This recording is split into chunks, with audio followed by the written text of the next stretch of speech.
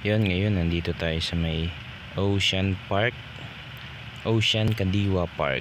Yan, dito tayo sa may ilalim. Yan, maghanap tayo ng mga isda. Eto, ayan, may hipon pa dito. Ayan, daming isda, oh. Yan, kung gusto nyo pumunta dito sa Ocean Kadiwa Park, malapit lang to kung taga Dasma kayo. Ayan, daming, ayan, hipon, no. Ayan, daming isda dito sa Ocean Park. Ayan, ayan, kaso mga ano na sila, oh, mga tulog. Ayan, ayan, mura lang dito.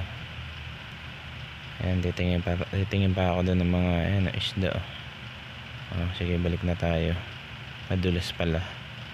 Ayan, dito na lang tayo. Ayan, marami rin mga isda dito.